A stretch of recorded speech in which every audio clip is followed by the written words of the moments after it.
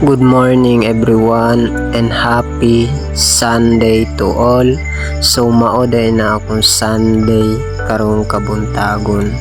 So dili buot pasabot nga wala ko nagasimba, wala na ko'y respeto o kahadlok sa atong Ginoo. So dili ingon ana guys. So gisugo ko sa akong amahan nga ipangtapok ang mga lubi sa pugon. So dali-dali tayon ko anak guys tungod kay magbiyahe pa mi padulong sa Patuko. So kinsa ba ko nga magbalibad sa usa kasugo sa amahan.